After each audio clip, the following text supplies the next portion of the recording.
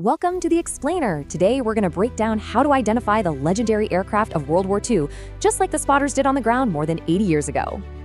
So we're going to follow the timeline of the war, looking at the key planes that really defined each major phase. We'll start with the humble trainers that taught a whole generation of pilots, all the way up to the absolute titans that ruled the skies at the end of the conflict.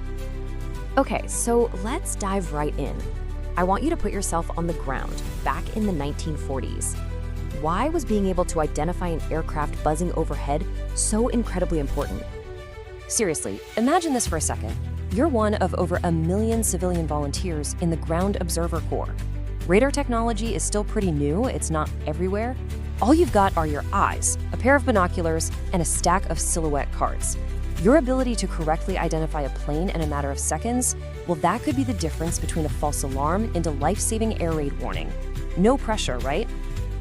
You know, early in the war, even the smallest planes played a huge part. So spotters had to learn these simple key features. They learned how to tell the Piper L4 apart, which was basically a militarized civilian plane, by its high, straight wing. Now, that was totally different from the purpose-built Stinson L5, which had these very distinct, squared-off tailplanes. They seem like simple differences, but they were absolutely crucial. All right, now let's get into the planes that really built the foundation for Allied air power. These are the aircraft that not only trained a generation of pilots, but also held the line during one of the most famous air battles in all of history. For most pilots, their journey started in a primary trainer, and these three were pretty much the most common classrooms in the sky. You had the Fairchild PT-19, which was great because it gave cadets a feel for a modern fighter. Then there was the classic British Tiger Moth biplane, and of course the legendary Boeing Stearman, just a simple, sturdy workhorse that taught more WWII pilots the basics of flying than any other plane out there.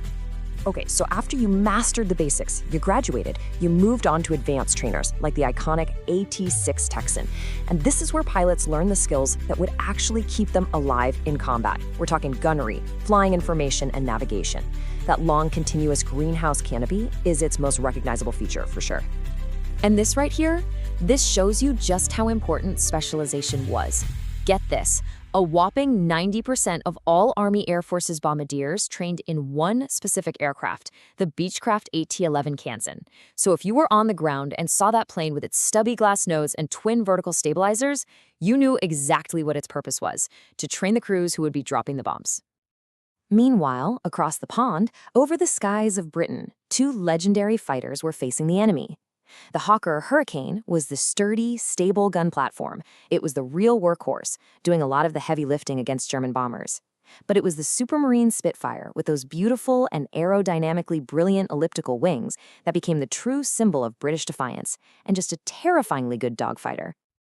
As the war went truly global, new aircraft started to emerge that would become totally synonymous with the conflict's critical turning points. These are the planes that really defined the middle years of the war. I mean, just look at this timeline from late 1941 to mid-1942.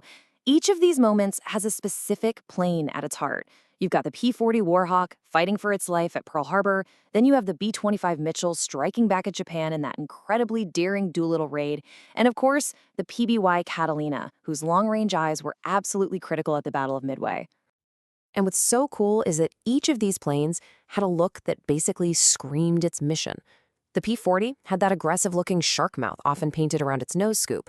The B-25 was just unmistakable, with its twin engines and twin tails, a classic medium bomber look. And the PBY Catalina, well, with its high wing and boat-like fuselage, it looked exactly like what it was, a flying boat built for endless patrols over the vast ocean. And you gotta remember, innovation wasn't just about building better planes, it was about flying them smarter. In the Pacific, pilots in the rugged Grumman F-4F Wildcat were often outmaneuvered by the super agile Japanese Zero. So what did they do?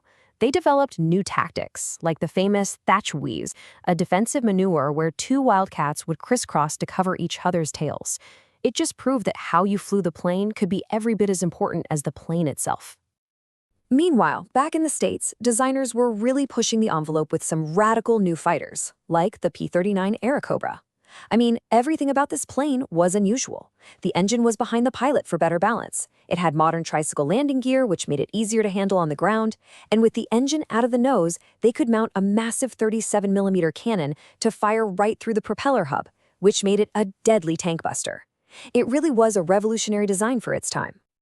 All right, let's jump ahead to the final years of the war. This is where air power just becomes overwhelming, thanks to some of the most advanced and powerful aircraft that had ever been built. You'll hear this a lot about the North American P-51 Mustang, and honestly, it's for good reason. This long-range fighter completely changed the air war over Europe. Why?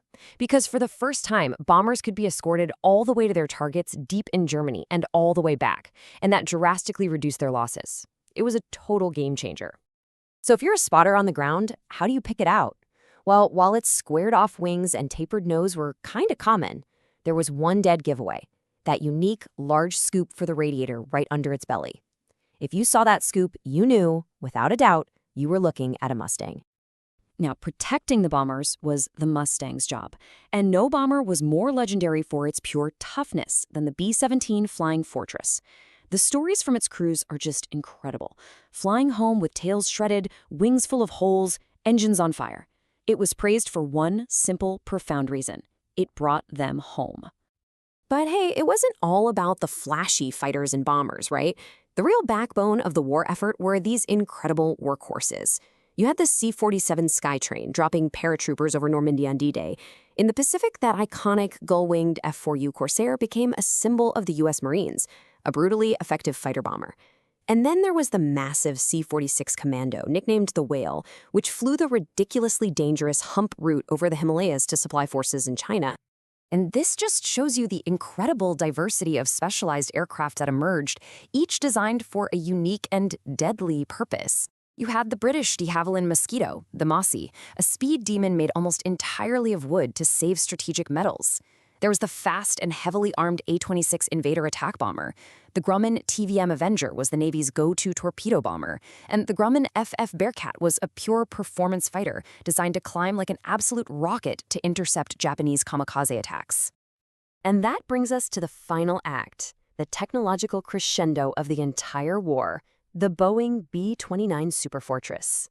This was the big brother of the B-17, but it was a quantum leap in technology. It was this massive, streamlined bomber with a pressurized cabin, letting it fly higher and faster than any interceptor could really touch. And of course, it was the B-29 that brought the war to its devastating conclusion, ushering in the atomic age. So you go from the humble Piper Cub spotting enemy movements to the mighty Superfortress that literally changed the course of human history. Each of these aircraft played a critical part, and it leaves us with a really fascinating question to think about. If you had to pick just one, which of these planes do you think had the single greatest impact on the outcome of the war? Thank you for joining this explainer.